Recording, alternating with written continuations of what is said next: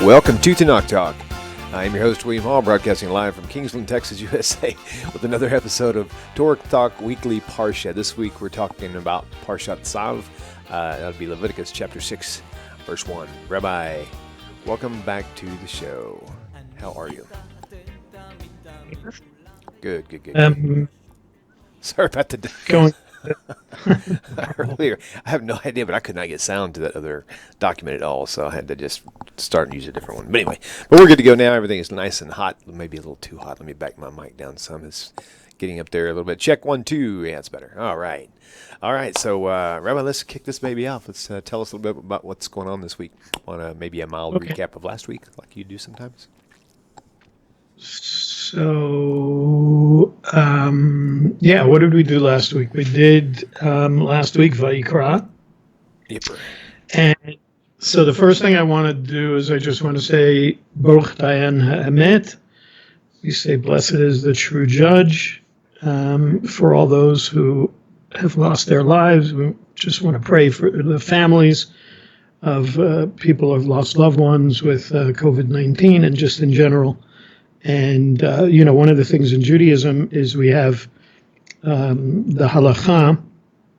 And in the Talmud, we learn that when things are good, we say hatov v'hametiv, who is good and does good, talking about the good. But we also say baruch dayan ha'emet, when there's things that go bad. It's not necessarily just about somebody dying. I mean, that's typically what people hear. When you see somebody post on Facebook or whatever, you usually hear people write BDE or Baruch Dayan Ha'emet, blessed is the true judge or the righteous judge.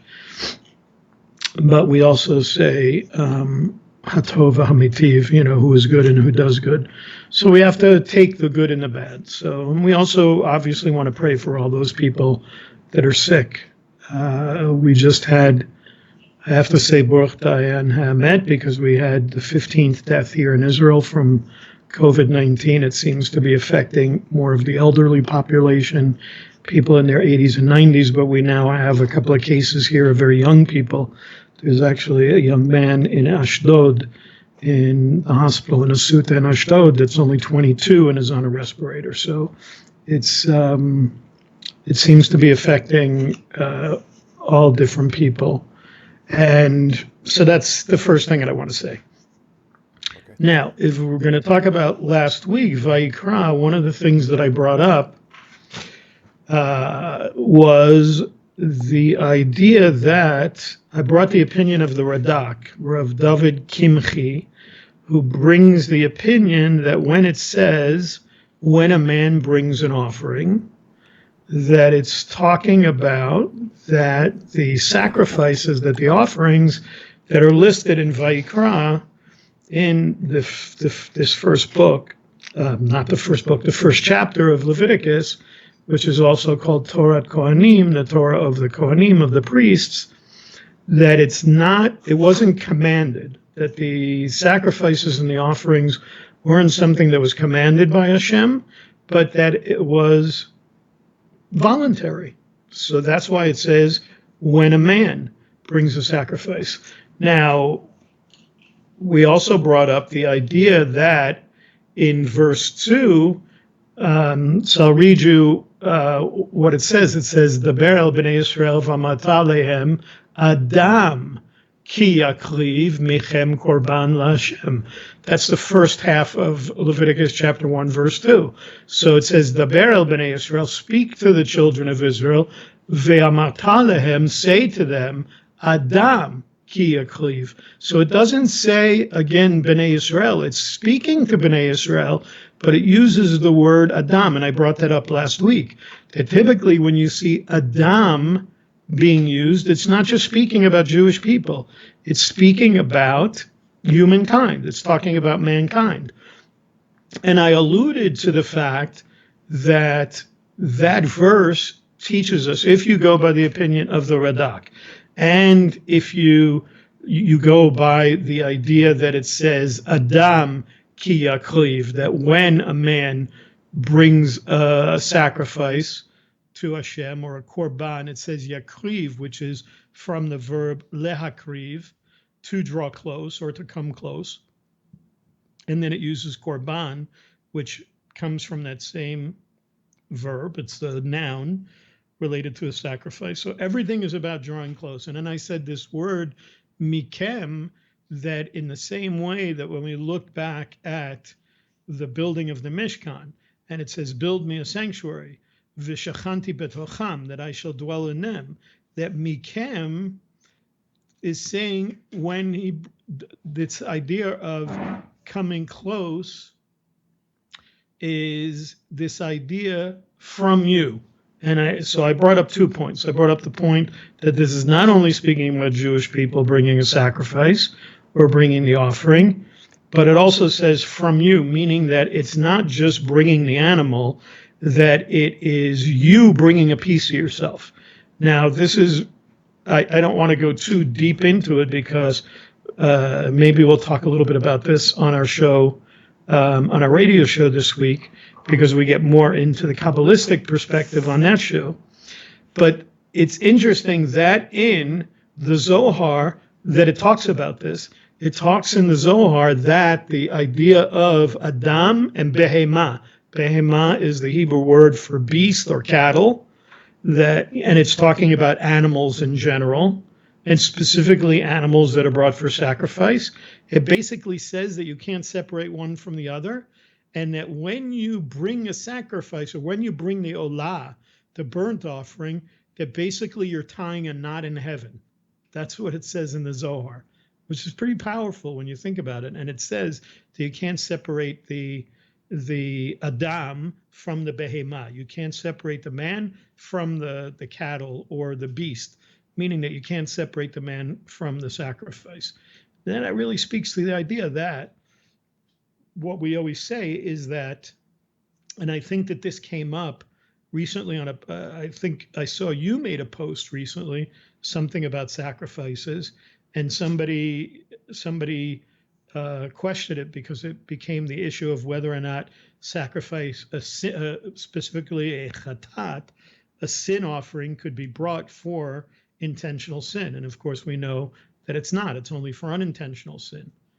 But that's where this idea of that tying the knot or that connection comes in, of the man to the animal. Why? Because you could never come to the Beit HaMikdash or the Mishkan or anywhere where you were going to offer a sacrifice and think that you could bring the sacrifice without bringing a piece of yourself. In other words, without bringing tshuva. You couldn't say, okay, you know what, I'm going to go out and sin. It's no big deal because all I have to do is bring a sacrifice now. All I have to do is bring an asham, or all I have to do is bring a chatat, and I'm covered. No, it didn't work that way. Tshuva was part of this as well. So there's that connection. Now, what's the other part of this? The other part of this is that when we're talking about what I said, this idea of the connection to the non-Jew, and first I just want to say the other important thing that I brought up, also related to this, which I think is important to note again, is that typically when you're talking about this idea of yakriv or lahakriv, this idea of the korban and coming close, that we always look at the two sides of things. We talk about duality. We talk about the right side and the left side. The right side being chesed, loving kindness. The left side being gevurah, power or might. And I think I brought this up last week as well about this. Excuse me. That the chesed, the side of chesed, is always connected to the tetragrammaton, the yud ke vav ke, the side of loving kindness. And Elokim, the other name for Hashem, is always connected to the left side, which is justice and what we call dinim, judgment.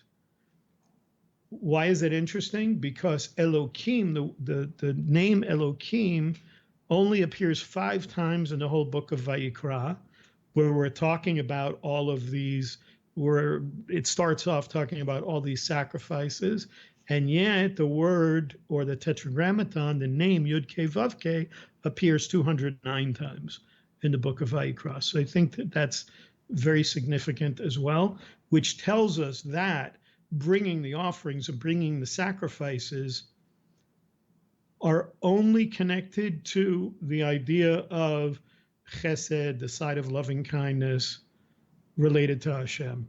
And so that's really, I think, very important. And it also can be connected in a way you can connect this to the idea of Har Sinai and the idea that the Torah was seen as a ketubah, as a marriage contract, in the idea that at Har Sinai, at the mountain, the receiving of the Torah was really the consummation of the marriage between Hashem and the nation of Israel.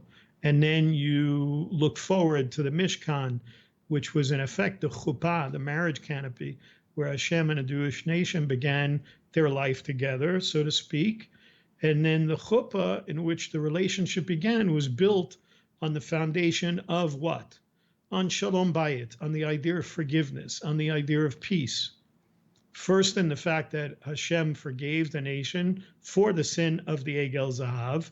So we have that connection to the animal again. And then the Mishkan really represents Hashem's forgiveness. And it takes really a special place.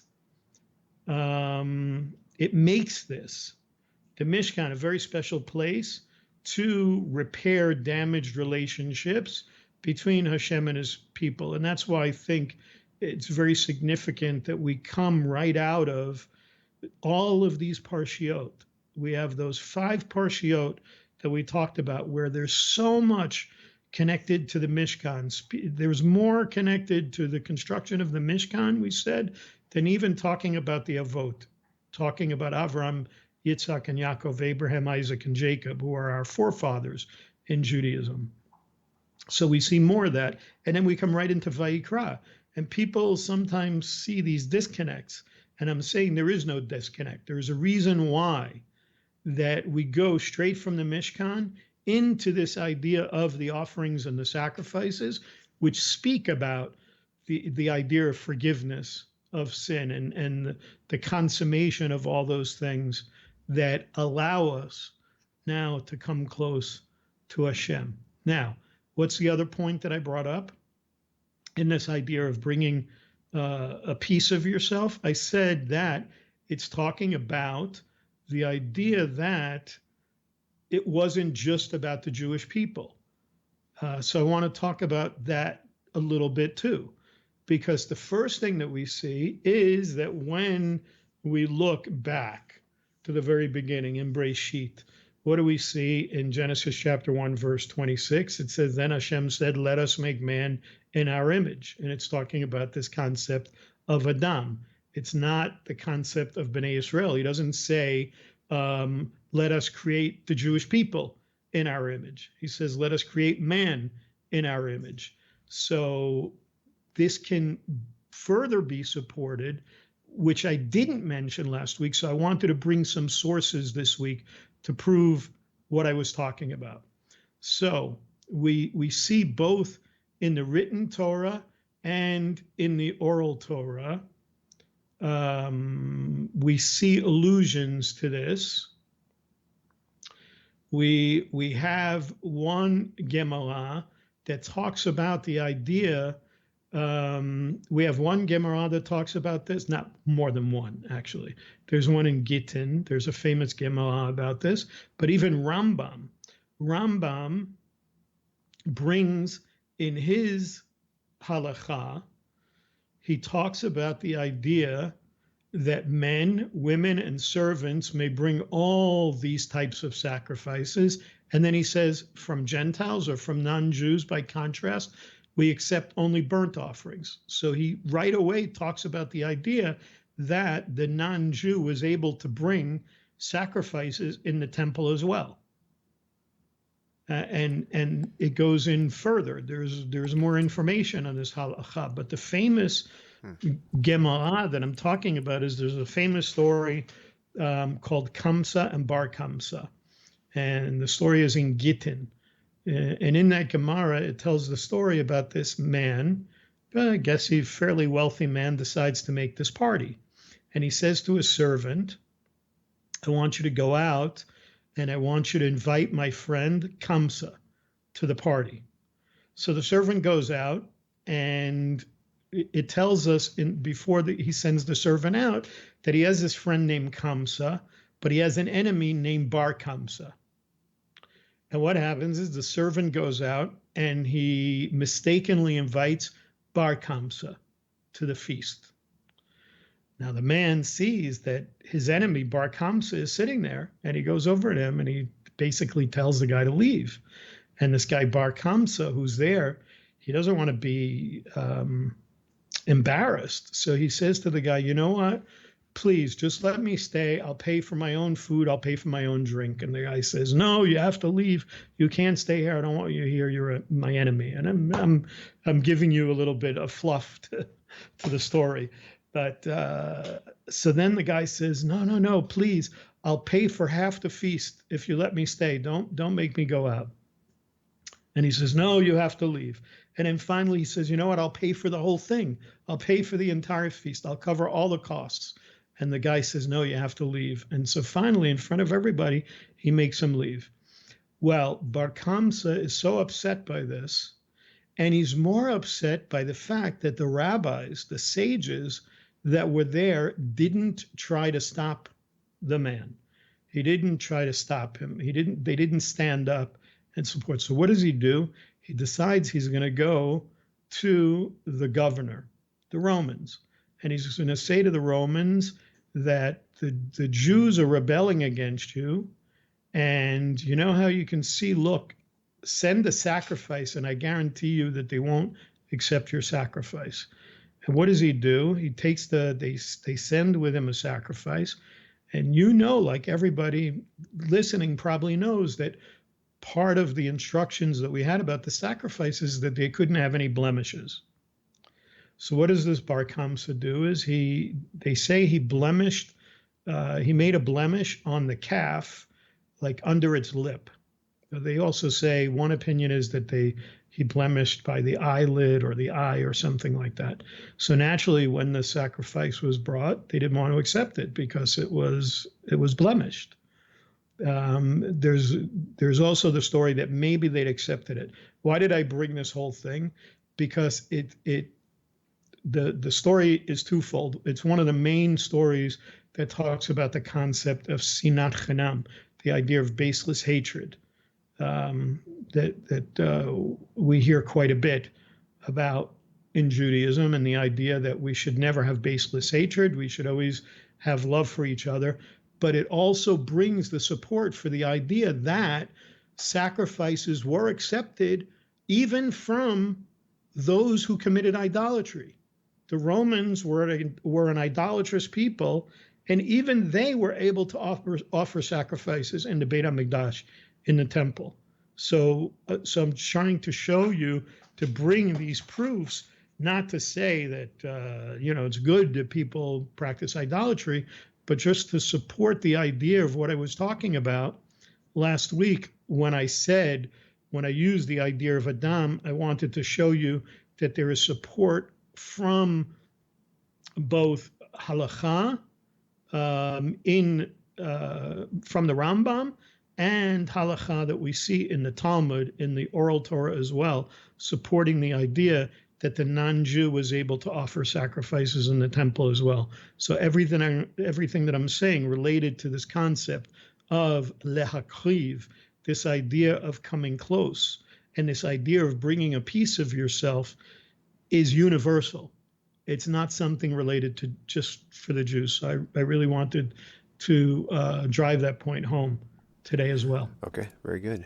Very good. It's definitely questions that are out there, no doubt. Yeah, I have to take a breath. I find it interesting, too, that, a lot of people still ask me, these types of laws, and I always tell them you're going to get different answers from different rabbis because, this whole idea This whole idea of the ger, or not the ger toshav necessarily, but just the ger in general, the non-Jew who's trying to follow God, is kind of a new phenomenon, and so they didn't have this particular context to actually talk like really, really deeply about back in the days of the sages, and so that's why some of this information, there's so many differing opinions, because they just never really covered it. It was one of those things that just wasn't really Right. there at the time. Right. So you have to understand that back when these things were written, there were people like this, because you had situations where there were like the Eved Kanani, the servant, or the slaves that were serving with masters, and in ways they had certain halakha, they had certain laws that were related to them, which allowed them to be considered like gerim, like converts, where they were able to do many of the things that Jewish people did. So when these things were written, there was this kind of community. Now, I don't think it was on the level that it is now, where we're seeing, one of the things that I've talked about for years, even years ago when I was doing Beyond the Matrix, was this idea that the term I use, or the phrase I use, was a paradigm shift, where we're seeing this huge paradigm shift that hasn't slowed down. The paradigm shift that took place, where people were like leaving Christianity in droves, has not stopped. We're in kind of this new era where, like your group, for instance, we constantly see a new influx of people that are new coming out of the church. It's probably been in the last 10 years where we've seen the snowball effect taking place, where people are leaving. I don't know. I don't follow the statistics now. I don't. I don't see whether churches are growing or not growing, or where things are progressing now as it relates to this. But, at least in the last 10 years, we've seen a steady move away from people connected to idolatrous religions, and more looking towards Judaism, which is another thing that Rambam spoke about as well in Hilchot Melachim, and the laws of the kings in the Mishnah Torah. He also talked about in the end of days, as we get closer to the days, and the laws of the kings related to, specifically in the later chapters, talking about the coming of Mashiach. He talks about this. He talks about the idea that Christianity and Islam would recognize that what they are following is incorrect, and they would look towards the Torah and the concept of Mashiach from a Jewish perspective and find it to be the truth. Now, it's interesting to note that in the halakha that I quoted earlier, it goes on further, and it actually, in the idea of accepting sacrifices from idolatrous people, I believe, now I'll check further, but I'm almost 99.9% sure that what I'm saying is correct, that Rambam would have said that a sacrifice being offered by a Christian would be accepted, but by a Muslim it wouldn't. Because the Christian still believe, even though they, there's a question as to the whole concept of the Trinity and whether it even existed back at that time, like in the first temple days, whether or not there was Christianity. And even when Christianity started in the days of the second temple, whether or not there actually was the concept of the Trinity. Now, Rabbi Tovia Singer would probably be a better person to talk to about that. But because, there are some people that obviously believe the concept of the Trinity came about much later in the time of the Council of Nicaea, which was about 325 CE. So if you're talking about Second Temple period, like in, the time before the destruction of the Second Temple, there would be a question. So So it's interesting that Rambam brings that as well, that it would have been accepted by one but not by the other. But he does bring the idea that eventually at some point they would all come to their senses and realize that Judaism is the truth. And that's interesting because and I've said this oftentimes, that Rashi brings a great interpretation on the Shema being the main prayer that we have related to the oneness of Hashem.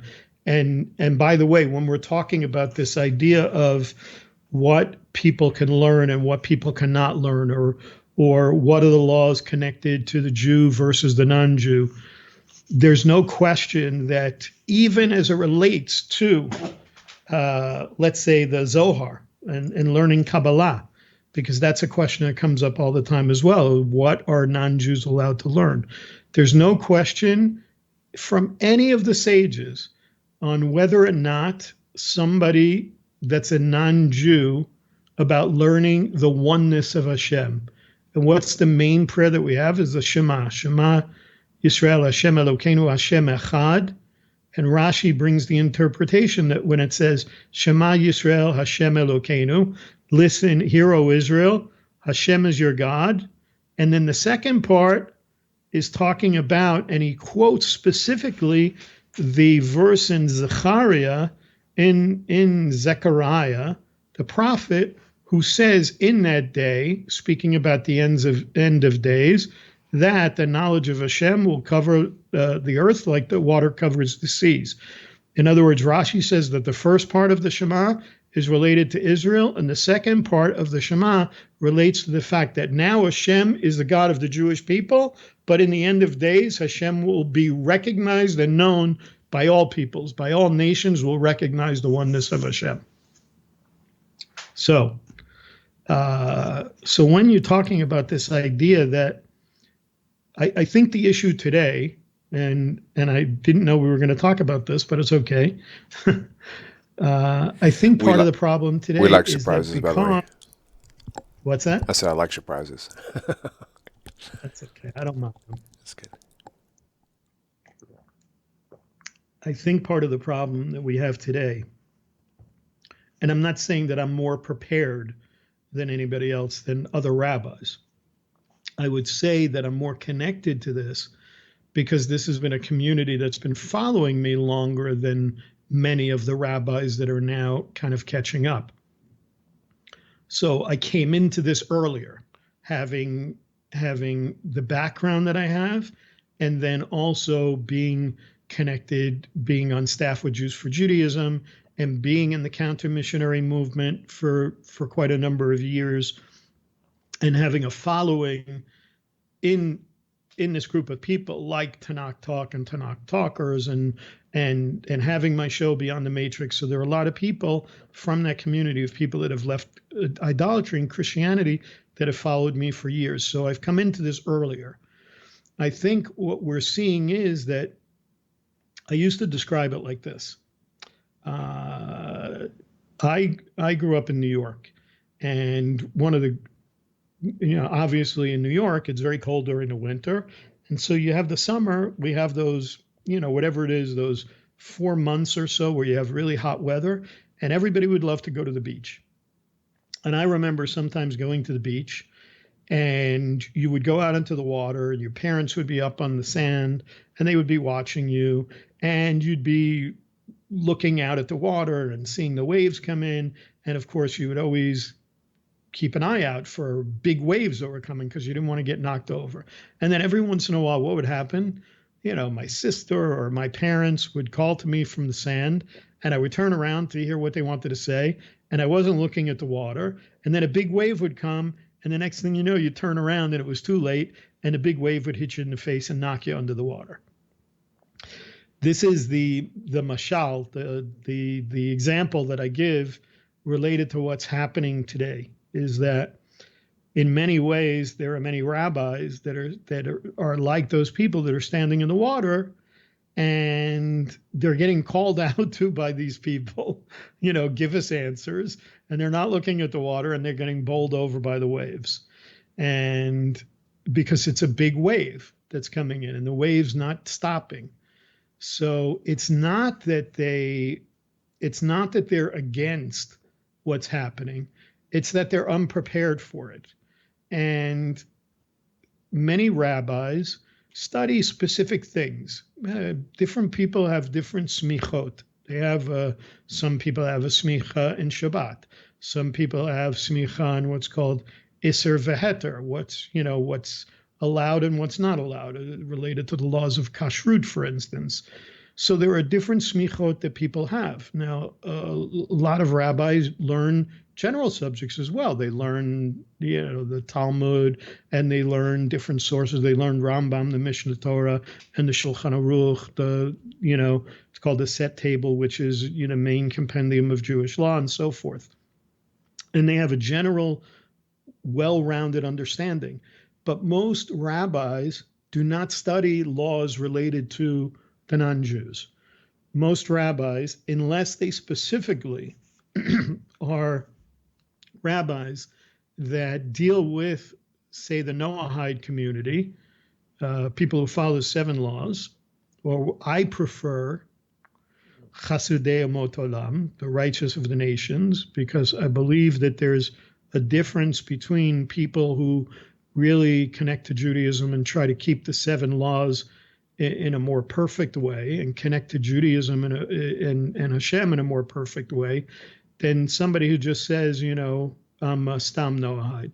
I think there's a difference. And I think there are different opinions in our sources as well that make a difference between those people, that there could be somebody who describes themselves as a Noahide because they're not, let's say, a Christian, or they're not in another religion, but they're not necessarily trying to connect in a better way and keeping the Sheva Mitzvot more perfectly. So I think there's a difference. So going back to that, so you have these rabbis that are connected, and there are ones that are getting more connected now to the idea of the Bnei Noach coming in. But this concept of the ger, we're not even talking about, like you said, ger toshav or whatever. It's what we call a big machloket. There's a big argument on both sides. The issue is that in Judaism, we have what's called rov. And rov means the majority. That when you're looking at anything in halakha, we follow the majority in the rabbis, meaning that we don't look for, yes, there are often times where we see opinions in the Gemarayot, for instance. You're looking at the Mishnah in the Talmud. The Talmud is made up of the Mishnah, which is the laws that the rabbis are bringing, or the laws that we have in Judaism, and then the Gemarayot, the Gemara, is giving the different opinions about that law. And then we tell you what the halakha is, what we actually follow. And so there are minority opinions. For instance, we know that most people have heard about Shammai and Hillel. So you have Beit Shammai and you have Beit Hillel. Okay, we know that Shammai, in almost every opinion that he brings in halakha, is always very strict.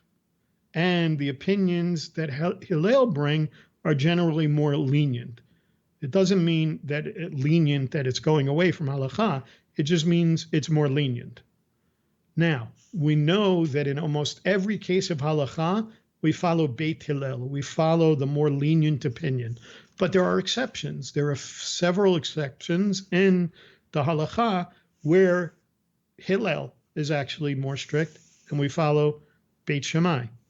So it really comes down to today that we have to follow the majority opinion. And yes, there might be minority opinions that talk about the concept of ger toshav, and so forth. And I'm not discounting that. I think everybody knows where I stand, and the idea that I try to bring as much as I can inclusion of the non-Jewish person who is trying to connect to Hashem in the right way and connect to the Jewish people, that there are opinions about them being able to take on more. But you're always going to have those rabbis, William, that grew up within a certain culture. Now, I grew up in that culture, but what I did was, it's called going off the derech. I went off the the path, so to speak, because I grew up in that same kind of culture that said that this is how it is. It was very yashar, very straight. And had I stayed, I probably would have been like many of these other rabbis that would say, oh, no, that's not for the non-Jew, and the non-Jews are not supposed to do that, because they grew up within that culture and that framework of that it's just about Judaism. I mean, I've been on the phone talking to, we call them poskim. Poskim are rabbis that have the ability to give legal opinions. I mean, we're talking about, not every rabbi is a posek. So they can give legal opinions on halakha. And I've talked to poskim that are very open to the idea of the non-Jews being connected. And there are other poskim that have said things like, you know what, we have enough issues trying to bring Jews close to Torah, not to worry about the non-Jews. And it's not that they're against the non-Jews, but they think it's more important that we do kiruv, that we do outreach to Jews and bring them to Torah than it is to really reach out to the non-Jews. That makes sense. Right. So, yeah. So yeah, both sides. But I think it's important to note that there is enough support, like I said, for this idea that I'm bringing you two different places, both in Rambam, who's very respected in the halakha that he brings, and in Gittin, in the Talmud as well, bringing the idea that sacrifices were accepted in the temple, in the Holy Temple, by non-Jews. And so in case anybody was wondering about that last week, you have that. Now, let's see, where are we? So we only have, about 15 minutes left. So yeah, I think we were going to discuss something about the burnt offerings. I think you were going to touch on there. Actually, I wanted to talk a little bit about the idea of fire as it relates to the sacrifices. So there's a very interesting thing that we see in, maybe we'll get to fire, let's see. So we have a very interesting thing that happens in this Torah portion, actually in the last chapter, in chapter 8 of verse 23. Now, in a Sefer Torah, we don't see any vowels, we don't see any points, anything like that. You just see sometimes what are called crowns over certain letters. But we do have, in order to chant, when you hear a Baal Koreh is the person who reads from the Torah in a Beit Knesset, or a Beit Knesset in Hebrew, or shul. Here people call a shul or a synagogue. So the Baal Koreh is the person that sings, and it's called a trope or a cantillation.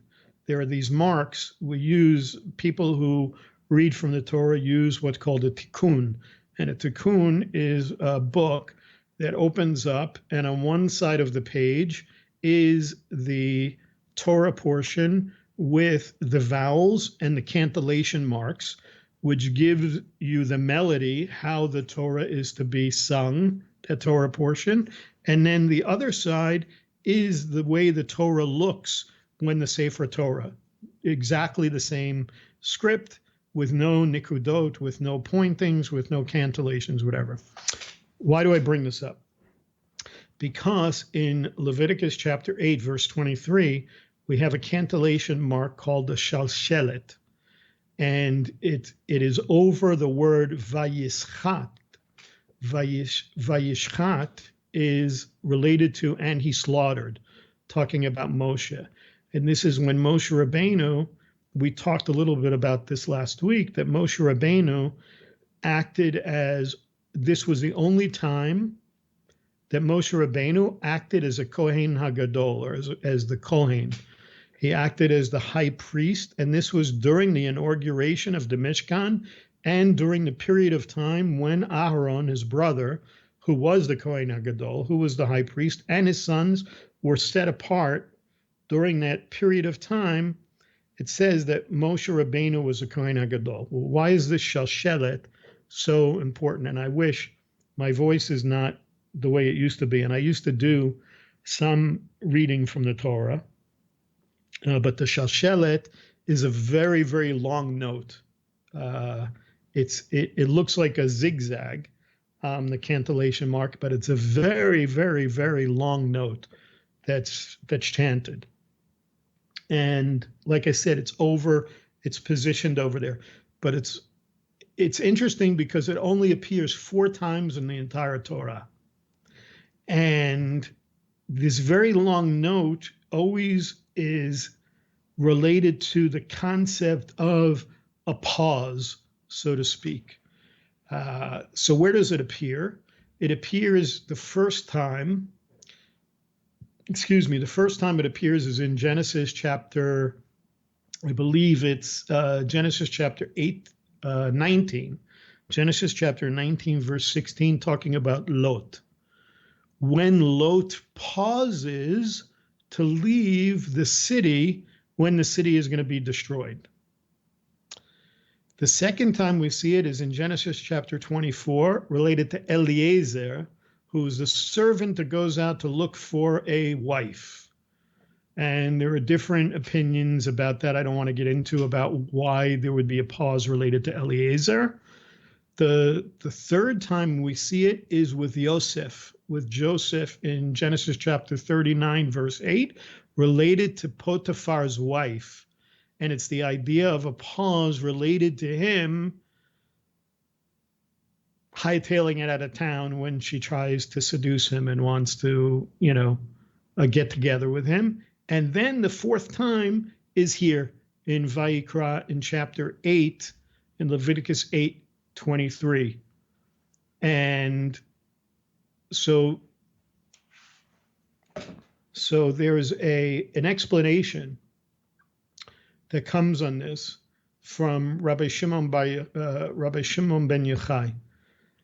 And what he does is he's talking about this concept of anger and the effect that anger has. And he says, is there not Aharon, your brother, the Levite? And he says, I know that he can speak well, but isn't Aharon a priest? And he goes on to ask about why he's referred to as a Levite. And he says, this is what Hashem is saying to Moses. He says, initially, I said that you would be the priest and he would be the Levite. But now he will be the priest and you will be the Levite. So he's basically saying that Moshe was really supposed to be the Kohen, and that Moshe really wanted to be the Kohen. But as a result of some of the things that happened with Moshe, that it was taken away from him and it was given to Aaron. And so we see that instead of being the priest, he ended up becoming a prophet in a way. We know that Moshe was a prophet. And we see that the sons of priests were priests, but the sons of the prophets were not necessarily prophets. And we also, like we talk about often, and I said that not all Kohanim are Levites. In other words, Moshe was a Levite, and all Kohanim are Levites, all priests are Levites, but not all Levites are Kohanim. Some Levites are just Levites. And I know because on my wife's side of the family, she's a Bat Levi, and which means her brother and her nephews and everything else are all Levi'im. Why do I bring this up? I bring this up because here's another thing that I want to bring up related to what we're talking about, because I think this is significant when we're talking about Jewish people and non-Jewish people and what our responsibilities and our obligations are and what laws pertain to us and so forth. Because I think what this is teaching us is not to worry about what we are or what we are not. In other words, we all will come to the ultimate decision in life about who we're going to be. And that's the more important decision that we make. It's not about who, what I am, what I'm not, if I'm a Jew, if I'm a non-Jew, if I'm a Levite, if I'm a Kohen. It's more important that the decision I make in life, and all of us, the decision is that we make in life is not about who we are or who we aren't, but who do I want to be? In other words, not conforming to the desires of other people, but really conforming to who and what we were meant to be according to Hashem, according to the Creator. And if I didn't drive anything else home, to me, that's the most important thing. And then, I mean, we could talk about the importance of this idea of the other thing that I would bring up now, because I mentioned the whole idea of the fire. So one of the things that we see related to this, and I think that this is really significant, that the Olah, that Rambam brings this concept of the burnt offering, that when he says that the non-Jew, that his sacrifice is accepted, but that we should only accept it as a burnt offering, I think that that's very significant. I think that when you study the Olah, the burnt offering, and I'm not discounting any of the other offerings, certainly not discounting the idea of the Chatat, the sin offering, and the Asham, the guilt offering, and the Shlamim, the peace offering, and all the other offerings. But the burnt offering, the Olah, to me, is one of the most significant offerings that a person can bring. And we don't have time to go into it in the Zohar and what the Zohar brings, but the Zohar brings some amazing things related to this Olah, this burnt offering. And I think it's wonderful because it does relate to both the Jewish person and a non-Jewish person. So the first thing that we see, that one of the first commandments that's given as an instruction to the Kohanim is to clear the ashes that are the residue of the burnt offerings from the altar. And they're supposed to place part of these ashes next to the altar, and then they're supposed to take the remainder to a place outside of the camp. And they have to put on their priestly vestments. They have to put on the priestly garments. They can wear kind of, ones that have been worn before, but they have to put on their priestly garments. And I mean, look, you could say, well, what's the big deal about that? There's nothing really peculiar about cleaning away ashes. People clean out their fireplaces. When we do a barbecue, you have to clean the residue from the ash that's left from the charcoal, whatever. Right.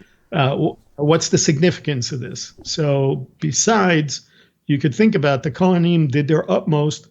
Really, we see that the in a way, why was this specific? I mean, we see in Pesachim 64a in the Talmud, it talks about the idea that the Kohanim really did their utmost to keep the temple very clean, and how they insisted on cleaning the temple even on Shabbat, even in the face of the idea that the rabbis weren't so much, didn't so much approve of that, but they were so meticulous in cleaning it. So what is there a need to turn such a kind of a humdrum activity, if you will, as cleaning up into this big mitzvah, this wonderful thing, especially if they would have done it anyway.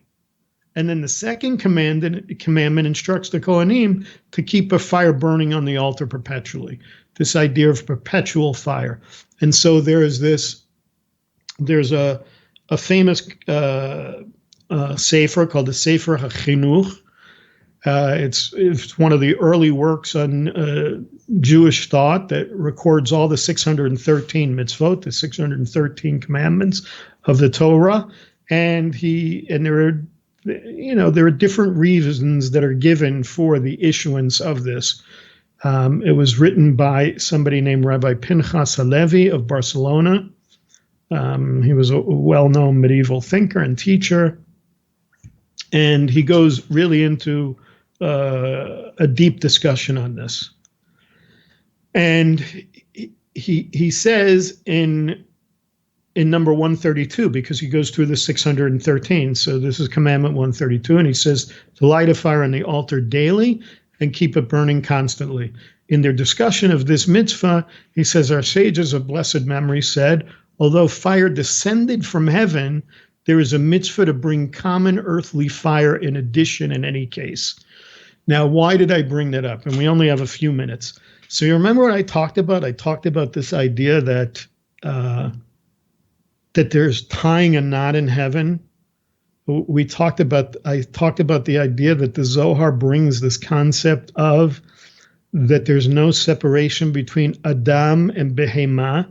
There's no separation between man and between the cattle or the beast, the offering that he brings, and that the Zohar calls it tying a knot in heaven.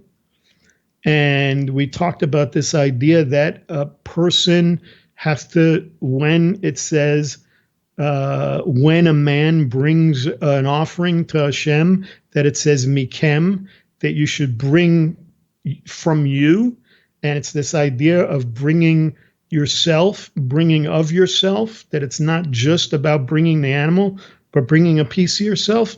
Well, here, what he's saying is, and the sources support this because there is Gemariot that talk about this as well, that when that it wasn't necessarily seen by the visible eye, but this idea of keeping the fire perpetually burning on the altar was because while they were placing wood on the altar and keeping this fire burning, that there was also a fire that descended from heaven at the same time to keep these sacrifices, and specifically the olah, the burnt offering, that had to be totally consumed. There was nothing left of it. It wasn't like other sacrifices that you brought, that certain parts were offered on the altar, and then certain parts of it could be eaten. Part of it would be given to the Gohanim to eat, and they could share it with their family and so forth.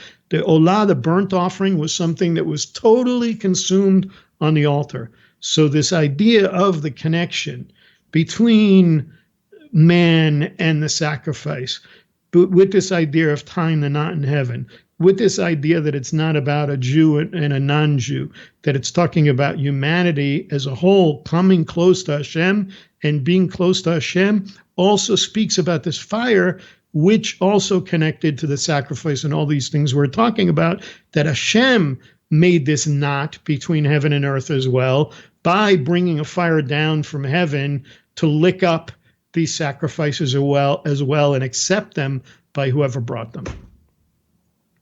And that is how you tell it. There's more information, I think, in this video that regarding, the what people nowadays call the Noahide. So it's going to be interesting for people to actually have this as a resource now to kind of look back into. So, but yeah, so I guess that's about it right there, Rabbi. So thank you for your lesson, and I will personally look forward to talking to you again tomorrow. So for those of you who don't know, Israel News Talk Radio, Rav Yitzchaq has a show there called The Science of Kabbalah, and I am his co-host, and it's, well, of course, I never know when it airs. I get to listen to it live. So you'll have to remind us again, Rob, when it airs. Tuesday, 5 p.m. Israel time, which is right now, what is that, 10 a.m. Eastern Standard Time? Sounds about right. And usually within an hour or two after the show airs. So it airs from 5 to 6 Eastern Israel time, which is 10 a.m. to 11 a.m. Eastern Standard Time. And usually within an hour or two, it's already in our archive. So people can go to israelnewstalkradio.com. They go to the link that says show host, Science of Kabbalah, and they'll see, a list of all the shows. They can listen to old shows. They can listen to the new show if they miss it on Tuesdays live. Nice. Very good. All right, Rabbi. Mm-hmm. Well, we will talk to you a little bit later. Thank you so much for tuning in, everybody. And guys, don't forget to subscribe to the YouTube channel and turn on the notifications, because if you don't do that, you won't actually get notified whenever we go live. So you want to make sure you turn those on. So thanks again, and we will see you a little later. Peace, everybody. Shalom, shalom. All right. שלום.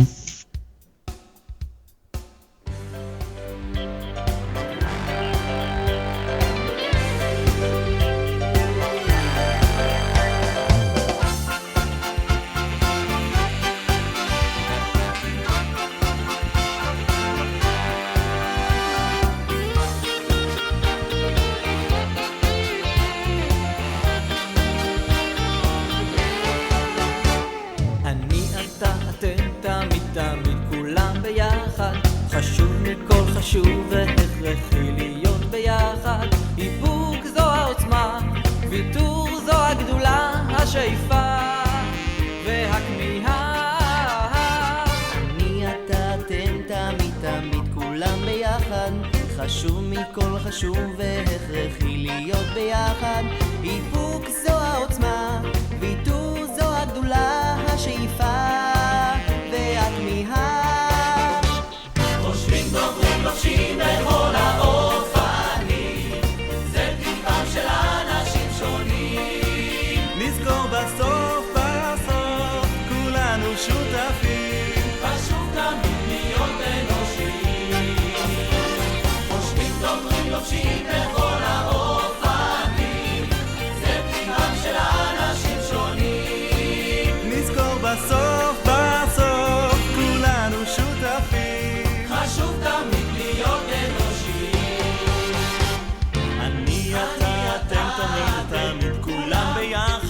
חשוב מכל חשוב והכרחי להיות ביחד, איפוק זו העוצמה, ויתור זו הגדולה, השאיפה והכמיהה. אני אתה אתם תמיד תמיד כולם ביחד, חשוב